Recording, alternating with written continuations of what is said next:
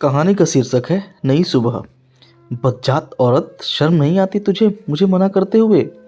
तेरी हिम्मत कैसे होती है मुझे मना करने की? हर रात यही नखरे करती है। हर रात तुझे बताना पड़ेगा कि पति परमेश्वर होता है। एक तो बेटी पैदा करके दी, उस पर छूने नहीं देगी। अपने को सती सावित्री बनती है। नशे में धुत पारस ऊल जरूर बकते हुए नीता को दबोचने की चेष्टा में उस पर चढ़ गया। नीता की गर्दन पर शिकंजा कसते हुए बोला, यार दोस्तों के साथ तो खूब ही करती है और पति के पास आते ही रोटी सूरत बना लेती है। सुन, मुझे एक बेटा चाहिए। यदि सीधे से नहीं मानी तो जान ले लूंगा। नशे में चूर पारस को एहसास ही नहीं था कि उसने नीता की गर्दन को कसकर दबा रखा है। दर्द से छटपटाती नीता खुद को छुड़ाने की कोशिश कर रही थी। अंततः उसने खुद को छुड़ाने के लिए पारस की जांघों के बीच कसकर लात मारी। दर्द से तड़पते हुए पारस एक तरफ लुढ़क गया। मौका पाते ही नीता पलंग से उतरकर भागी और फिर जोर से चिल्लाते हुए बोली, नहीं पैदा करनी तुम्हारे जैसे जानवर से एक और संतान। मेरे लिए मेरी बेटी ही सब कुछ है। पारस जब तक अपने आप को संभालता, नीता ने कमरे से बाहर आकर दरवाजे की कुंडी लगा दी। हर रात यही दोहराया जाता था, पर आज पहली बार नीता ने कोई प्रतिक्रिया दी। मगर अब उसे डर लग रहा था, न सिर्फ अपने लिए बल्कि अपनी 3 साल की नन्ही बिटिया के लिए भी। फिर क्या करे क्या नहीं कि मनस्थिति से उबरते हुए उसने तुरंत घर छोड़ने का फैसला ले लिया।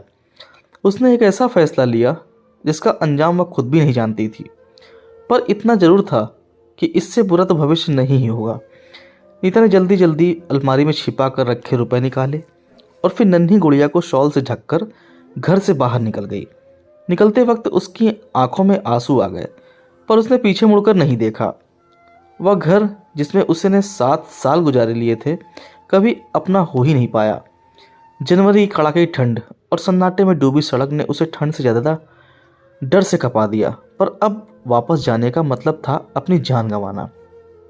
क्योंकि आज की उसकी प्रतिक्रिया ने पति की पौरुष को, उसके अहंग को चोट पहुंचाई है और इसके लिए वह उसे कभी माफ नहीं करेगा। यही सोचते हुए नीता ने कदम आगे बढ़ा दिए, पर कहाँ जाए, कैसे जाए, सवाल निरंतर उसके मन में चल रहे थे।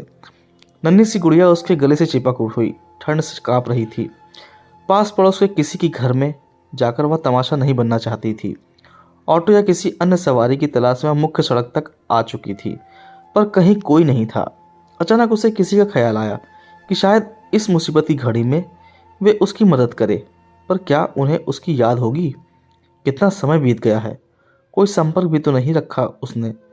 जो भी हो, एक बार कोशिश करके देखती हूँ, उसने मन ही मन सोचा।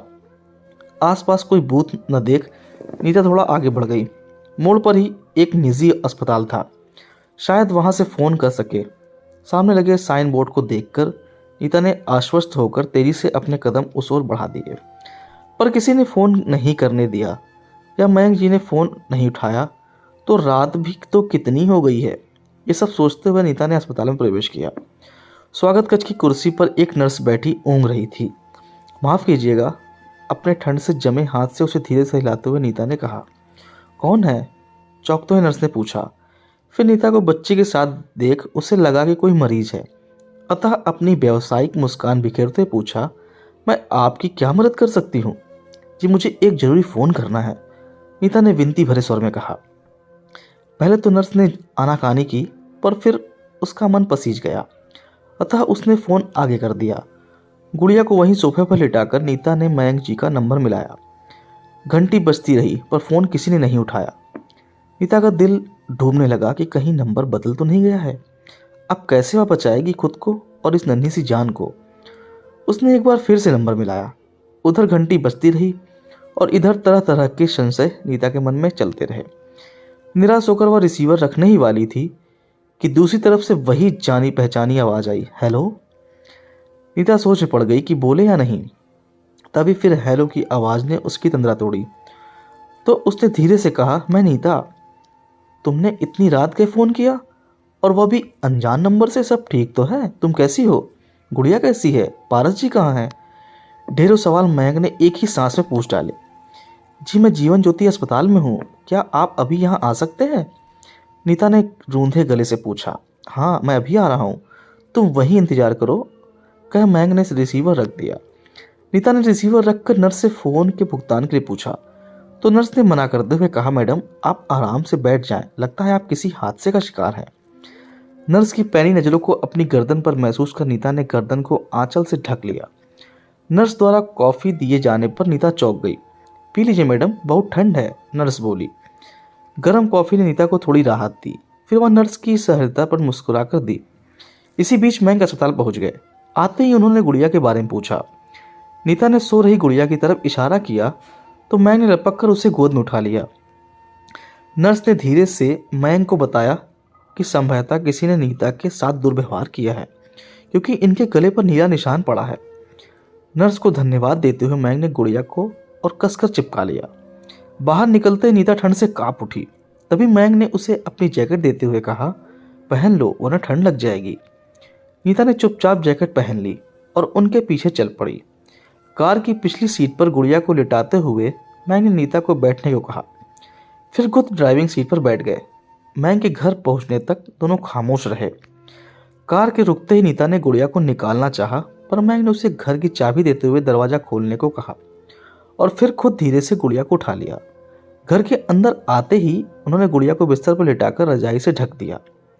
नीता ने कुछ कहना चाहा तो उसे चुप रहने का इशारा कर एक कंबल उठाया और बाहर सोफे पर लेट गए। दुविधा में खड़ी नीता सोच रही थी कि इतनी ठंड में घर का मालिक बाहर सोफे पर और वह उनके बिस्तर पर इतनी रात गए। वह उनसे कोई तर्क भी नहीं करना चाहती थी, इसलिए चुपचाप गुड़िया के पास लेट गई। लेटते ही उसे एहसास हुआ कि वह पूरी तरह थकी हुई है। आंखें बंद करते ही नींद में ने दबोच लिया। सुबह रसोई में बर्तनों की आवाज़ से नीता की नींद खुल गई।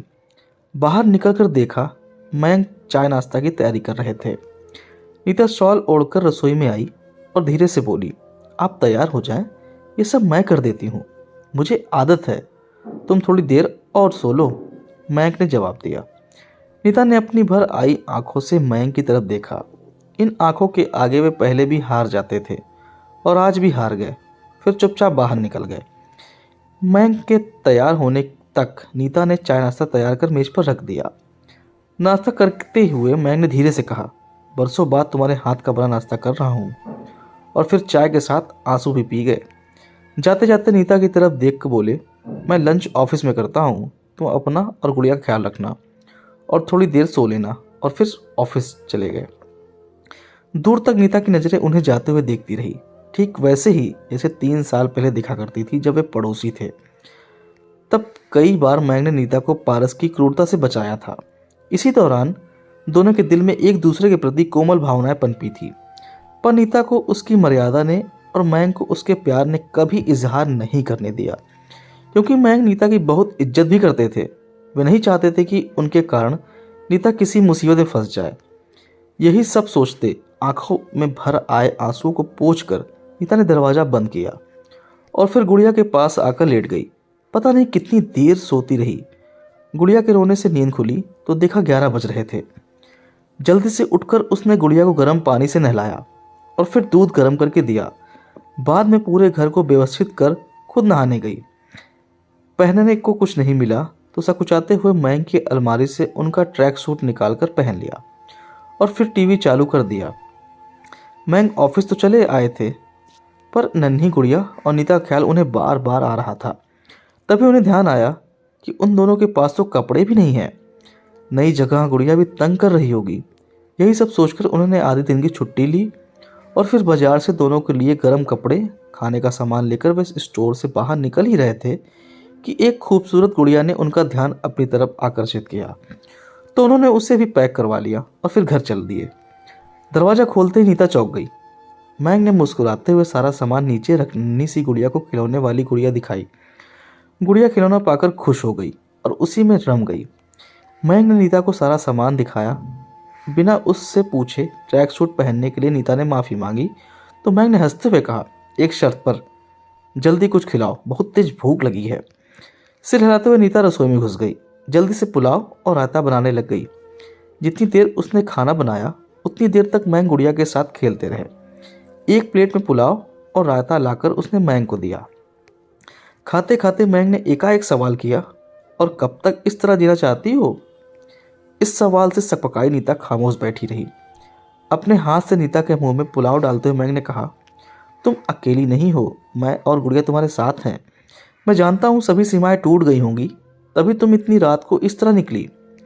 पत्नी होने का अर्थ गुलाम होना नहीं है। मैं तुम्हारी स्थिति का फ़ायदा नहीं उठाना चाहता हूँ। तुम जहाँ जाना चाहो मैं तुम्हें वहाँ सुरक्षित पहुँचा दूंगा, पर अब उस नर्क से निकलो। मैंग जानते थे नीता का अपना कहने को कोई नहीं है इस दुनिया में, वरना वह कब की इस नर्क से निकल गई होती। नीता को मैंग की बेइंतहा चाहत का अंदाजा था और वह जानती थी कि मैंग कभी मर्यादा का उल्लंघन नहीं करेंगे। इसलिए तो वह इतनी रात गए उनके साथ बेझिझक आ गई थी। पारस मुझे इतनी आसानी से नहीं छोड़ेंगे, सिसकते हुए नीता ने कहा, और फिर पिछली रात घटी घटना की पूरी जानकारी मैंग को दे दी। गर्दन में पड़े नीले निशान को धीरे से सहलाते हुए मैंग की आंखों में आंसू आ गए। तुम इतनी हिम्मत दिखाई है नीता, तुम एक बार फैसला कर लो। मैं हूं तुम्हारे साथ, मैं सब संभाल लूंगा। कहते हुए नीता को अपनी बाहों में लेकर उसने नीले निशान को चूम लिया। हाँ, मैं सिर हिलाते हुए नीता ने अपनी मौन स्वीकृति दे दी और फिर मैंग के सीने पर सिर टिका दिया। अगले ही दिन अपने वकील दोस्त की मदद से मैंग ने पारस के खिलाफ केस दायर कर दिया। सजा के डर से पारस ने चुपचाप तलाक की रजामंदी दे दी। मैंग के सीने पर सिर रखकर रोती नीता को कोरा चेहरा सिंदूर हो रहा था। आज ही दोनों ने अपने दोस्तों की मदद से रजिस्ट्रार के दफ्तर में शादी कर ली थी। निश्चित सी सोती नीता का समकता चेहरा चूमते हुए मैंने धीरे से करवट ली कि नीता की नींद खुल गई। पूछा, क्या हुआ, कुछ चाहिए क्या? हाँ, 1 मिनट, अभी आता हूँ मैं, बोलते हुए मैंग बाहर निकल गए और फिर कुछ ही देर में वापस आ गए। उनकी गोद में गुड़िया थी, उनीदी सी। गुड़िया को दोनों के बीच से हिलाते हुए उन्होंने कहा, हमारी बेटी हमारे पास सोएंगी, कहीं और नहीं। मैंग की बात सुनकर नन्ही गुड़िया नींद में ही मुस्कुराने लग गई और मैंग के गले में हाथ डालकर फिर से सो गई। बाप बेटी को ऐसे सोते देख नीता की आंखों में खुशी के आंसू आ गए। मुस्कुराते हुए उसने भी आंखें बंद कर ली नई सुबह के स्वागत के लिए। दोस्तों, उम्मीद करता हूँ यह भावुक कहानी आपको पसंद आई होगी। अगर पसंद आई वीडियो को लाइक करें, शेयर करें और चैनल पर नए हो तो चैनल सब्सक्राइब करना ना भूलें। धन्यवाद।